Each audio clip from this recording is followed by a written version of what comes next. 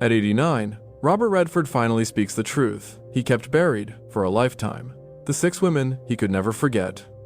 No sentiment, no nostalgia, just the cold reality of a man shaped by fame, distance, and quiet heartbreak. A first wife who believed in him long before Hollywood cared. A fragile star pulled into tragedy. A fire too strong to hold. A storm that burned fast. A lifelong confidant he never dared to love. And the woman who brought silence, not passion, to his final years. 6 imprints he could never erase. 6 stories he never escaped. This is the truth. Redford spent decades avoiding, until now. Lola Van Wagenen. Lola Van Wagenen was the beginning not of Robert Redford's fame, but of the man he became before the spotlight erased his anonymity. She met him when he had nothing to offer, except uncertainty, raw ambition, and a quiet intensity that hadn't yet become legend. She wasn't an actress, wasn't chasing fame, wasn't seduced by the Hollywood myth he would later embody. She saw him as he was, restless, unproven, and still searching for direction. They married in 1958, long before Redford understood the cost of being a star. For nearly 3 decades, she held the parts of his life that the world never saw. The financial struggles, the first small roles, the child they lost, the grief that carved itself into both of them. While Hollywood celebrated the rise of the Sundance Kid, Lola navigated empty houses, long absences, and a husband pulled away by a career expanding faster than either could control. Redford rarely speaks of their marriage, but when he does, the tone is unmistakably cool, precise, factual, almost clinical, yet beneath that restraint lies something immovable. She was the one who grounded him before the world lifted him too high, the one who understood the version of him untouched by cameras, by applause, by the weight of expectation. Their separation in 1985 was quiet, almost surgical. No headlines, no public collapse. Just 2 people exhausted by distance and the silent erosion fame brings, but the imprint remained.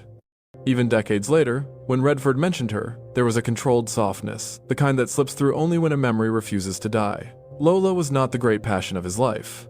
She was something colder, heavier, the foundation he kept losing and returning to in his mind, the proof that even before the legend existed, the man was already carrying more weight than anyone realized. She was the first woman he never forgot, not because the love burned brightest, but because it was the love that built everything that came after. Natalie Wood. Natalie Wood entered Redford's life at the exact moment Hollywood was tightening its grip on him. She was already a fully formed icon, the kind of star whose face the world recognized before it ever knew her story. Redford, still rising, stepped into her orbit, not through romance, but through work. Yet what unfolded between them was something neither of them could correctly name. On screen, the chemistry was undeniable. It wasn't manufactured, and it wasn't technique. It was 2 people with parallel fractures finding themselves briefly aligned.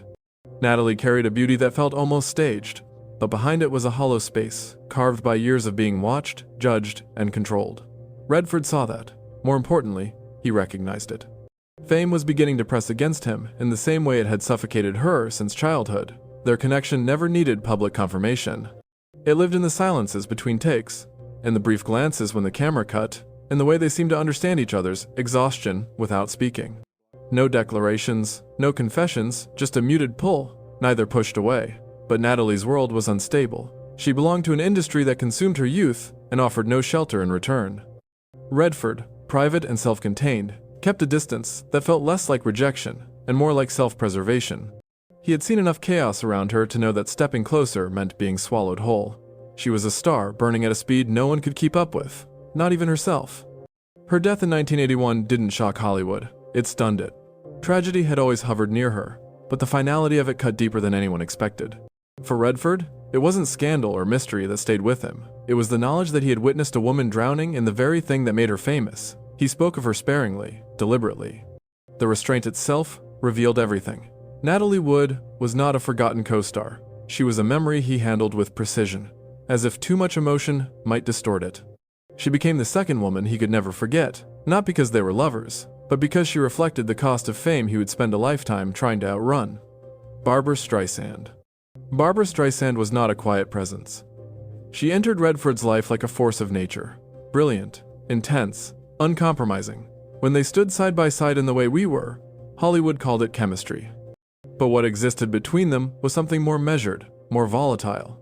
2 opposing emotional systems colliding on the same set. Streisand operated on instinct.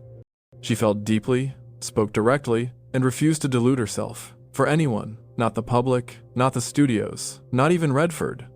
He was the opposite, composed, internal, a man who preferred silence over explanation. She confronted emotion, he contained it. That contrast created the tension people saw on screen. It wasn't performance, it was collision. Barbara later admitted she was drawn to him, not the myth, but the man calm, steady, controlled. He represented the stability her world rarely allowed. Redford, however, maintained distance. Not out of disinterest, but out of recognition. Barbara's fire demanded engagement, intensity, vulnerability. He lived behind fortresses he had no intention of dismantling. Her directness exposed feelings he preferred to keep unexamined. The film's love story, two people connected by desire but divided by temperament, mirrored their dynamic almost too perfectly. She pushed, he retreated. She revealed, he withheld. The unresolved energy between them became the emotional spine of the film, and the reason audiences insisted they must have been in love. Off-screen, they were careful, respectful, controlled, but the boundary remained. Redford admired her brilliance, her audacity, her refusal to shrink for anyone. Yet he understood that stepping toward her meant stepping into a fire he was not built to survive. Over the years, Streisand hinted that Redford might have been a mischance, a path she never walked, but never forgot. He never echoed the sentiment publicly. His silence was both answer and protection of her, of himself, of whatever fragile balance existed between them. Barbara was not a love story. She was an inflection point. A reminder that passion without alignment burns too quickly to hold. She became the third woman he never forgot, not because she soothed him, but because she challenged the emotional walls he spent a lifetime constructing. Sonia Braga. Sonia Braga entered Redford's life with the velocity of a storm. She wasn't subtle, wasn't quiet, and wasn't interested in moderation. Her presence carried heat, instinct, and a kind of raw emotional electricity that made caution feel irrelevant. For a man who built his persona on control, she was a direct threat to the stability he guarded. By the late 1980 seconds, Redford was no longer the emerging star. He was an institution actor, director, producer, a figure whose influence extended beyond Hollywood. He had mastered the art of staying measured. Braga, meanwhile, embodied a different universe. Latin, expressive, unapologetically alive. She didn't conceal her emotions, she weaponized them. She approached love as if it were a revolution, and Redford was unprepared for someone who refused to negotiate with restraint. Their connection was undeniable, but combustible. It wasn't the quiet pull he felt with Natalie Wood, nor the intellectual tension with Streisand. It was visceral, immediate, and unsustainable. Friends described their dynamic as magnetic but unstable, a clash of two elements that produced heat without structure. Redford, usually the calm in every equation, found himself reacting instead of strategizing. It unsettled him. Braga represented everything. He rarely permitted himself to explore spontaneity, intensity, emotional risk. For a brief moment, he stepped out of the disciplined orbit he lived in. But passion at that scale operates like fire. It warms, then consumes. The balance between them collapsed under the weight of incompatible rhythms. She moved with urgency, and he moved with caution. Their emotional languages had no common translation. Redford would later speak of her with admiration, describing her as a force of nature. The phrasing was deliberate. Forces of nature are powerful, transformative, and impossible to keep. They alter landscapes, but never stay. Braga did not become a chapter of stability in his life. She became a rupture brief, unforgettable, and impossible to replicate.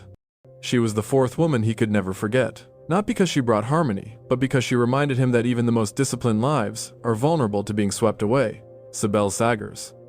By the time Sibel Sagers entered Robert Redford's life, the storms had already passed. The passion, the chaos, the youthful desperation, all of it had burned itself out. What remained was a man who had outgrown the noise of Hollywood and retreated into the quiet logic of survival. Sagers did not disrupt that silence. She matched it. She was not an actress, not part of the Hollywood circuitry. She was an artist whose work revolved around landscapes, color, and stillness, the very elements Redford had spent decades fleeing toward. While the world saw him as a legend, she saw a man accustomed to carrying weight without complaint. Her presence didn't challenge him or ignite him, it steadied him.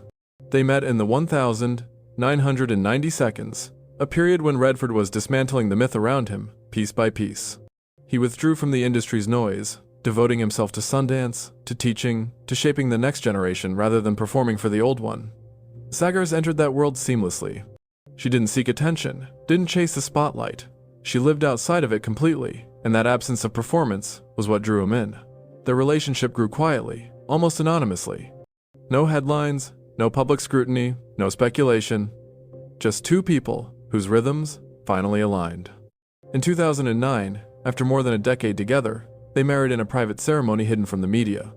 For Redford, who had spent most of his life navigating the demands of an audience, the privacy was not a detail, it was the point. Sagars offered no drama, no extremes, no sharp emotional turns. Her value was in the absence of chaos. Redford, after losing children, marriages, and numerous private battles, found in her a kind of equilibrium he had never experienced. She didn't reignite his past. She erased its noise. She became the fifth woman he never forgot, not because she transformed him, but because she allowed him to stop transforming altogether. She was his final shape, calm, deliberate, and unremarkably human. The peace that followed her was the closest thing he had ever found to permanence. Jane Fonda. Jane Fonda was the anomaly, the woman whose presence in Redford's life never erupted into romance, never fractured into loss, and never disappeared. Their connection existed in a narrow, carefully maintained space, close enough to matter, distant enough to survive. For decades, it remained untouched by the distortions that fame typically imposes on relationships. From their first collaboration in Barefoot in the Park, 1967, the chemistry was immediate and effortless. It wasn't the volatile spark he had with Braga, nor the charged tension of Streisand. With Fonda, there was fluency, a natural alignment of timing, humor, and emotional intelligence. They moved through scenes like two people who understood each other's tempo, without discussion. Hollywood pushed the narrative that they were destined for each other. The public believed it, critics reinforced it, and even Fonda later admitted she sometimes wished their connection had crossed into something more. But Redford kept the boundary intact, not out of fear, but out of precision. He recognized the fragility of what they had, a working trust, a balanced affection, a dynamic that didn't require declaration to feel real. Their second collaboration, The Electric Horseman, 1979, proved that the chemistry had not been accidental. The third, Our Souls at Night, 2017, confirmed that it had never diminished. On screen, they portrayed two widowed neighbors finding warmth late in life, but the narrative struck deeper because it echoed a truth that followed them for 50 years, a relationship defined not by romance, but by what romance might have ruined. Fonda was outspoken, political, direct traits Redford admired but kept at arm's length. He, in turn, was private, controlled, a man who believed emotional restraint was a form of survival. Their differences did not clash, they complemented each other. But he understood one fact clearly: stepping closer could end the one connection he trusted to remain. Jane Fonda became the sixth woman he could never forget, not as a lost love, but as a reminder that some relationships endure precisely because they never cross the line. She represented the version of intimacy Redford allowed himself to keep consistent, contained, and untouched by the destruction that love often brings. In the end, Robert Redford's legacy was never defined by the films, the awards, or the mythology built around his name. It was shaped in the quiet spaces between those moments, in the relationships that fractured, the ones that burned out, and the few that survived without ever becoming love. 6 women, 6 different versions of who he was at the time. The uncertain young man, the rising star, the guarded icon, the man searching for control, the man craving silence, and finally, the man ready for peace. He never offered dramatic confessions or sentimental rewrites. He simply acknowledged what remained when everything else faded. The imprints that neither fame nor age could erase. At 89, Redford didn't celebrate these memories.